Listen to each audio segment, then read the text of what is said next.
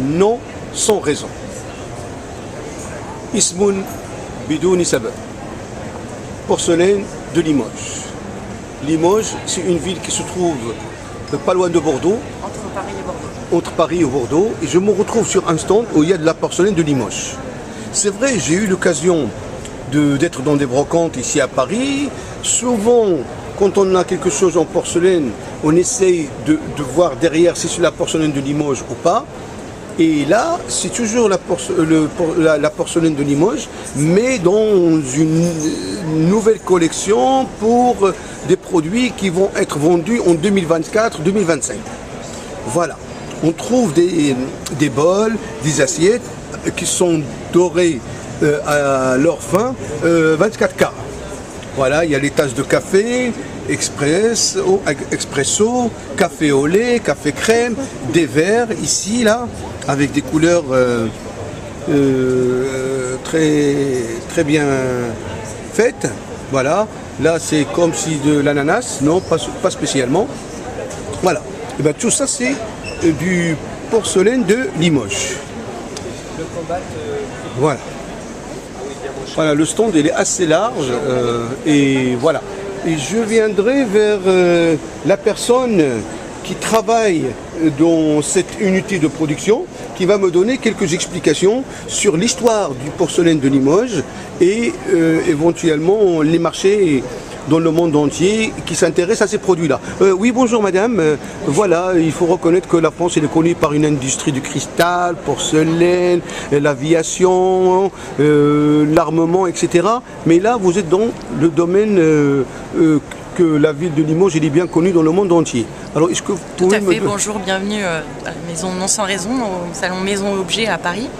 Alors la porcelaine de Limoges est née à la fin du 18e.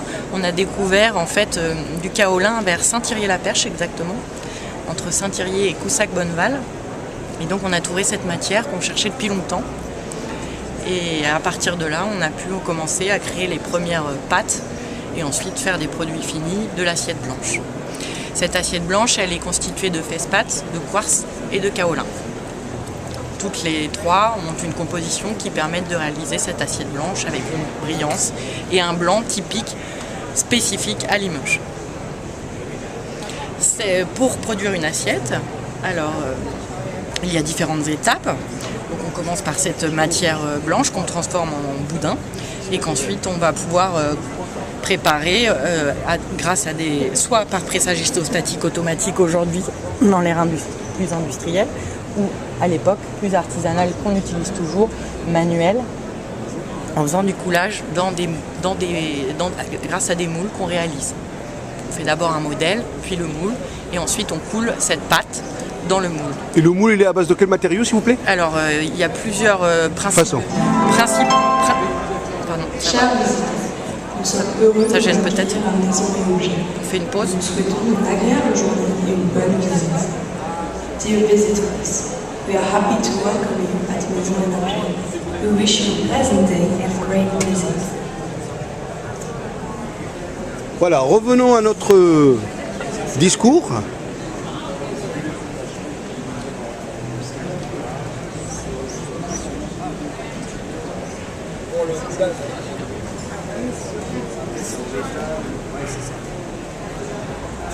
Oui, revenons à nos moutons, comme on dit. Excusez-moi. Je vous en prie. Alors, on parlait des moules qui sont réalisés en plâtre.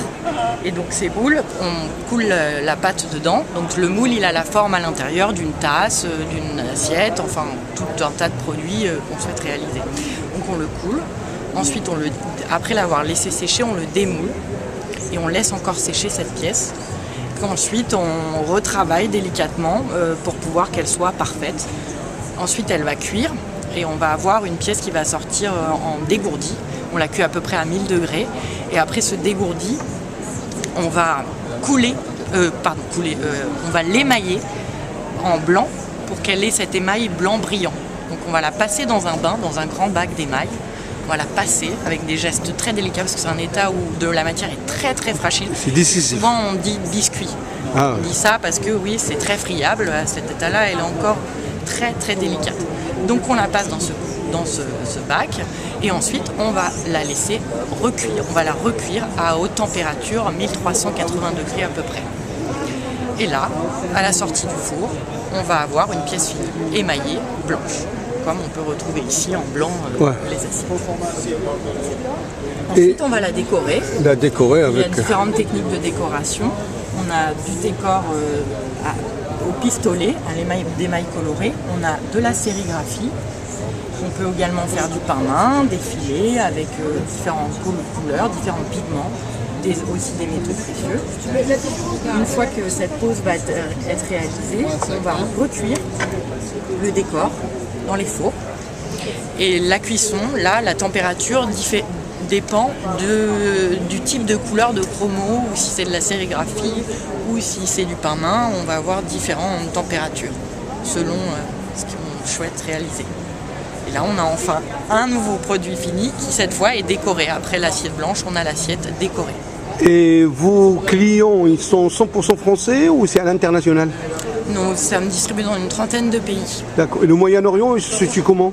10%, 20% de votre... C'est en augmentation, l'Asie et le Moyen-Orient. Notre premier marché, il faut savoir, c'est le marché américain. Ensuite, on a un fort développement et il augmente rapidement et on est à peu près dans les 12% sur le Moyen-Orient pour répondre à votre question. Et si un jour on est de passage à Limoges, on peut vous contacter pour visiter un petit peu l'unité de production ou c'est classé... Avec grand plaisir. Ou bien c'est classé secret défense? Non, nos ateliers sont ouverts du mercredi au vendredi pour le grand public. On passe à l'office de tourisme pour s'enregistrer et prendre rendez-vous dans l'atelier. Merci beaucoup. Merci pour l'ensemble de ces informations qui pour moi restent une mine d'informations pour le savoir-faire français dans le domaine de la porcelaine. Vos coordonnées s'il vous plaît. Alors, non sans raison, 5 impasse d'Isly, 87 000 Limoges, www.nonsansraison.com. Merci beaucoup, au revoir, excellent salon, à bientôt, au revoir. Au revoir.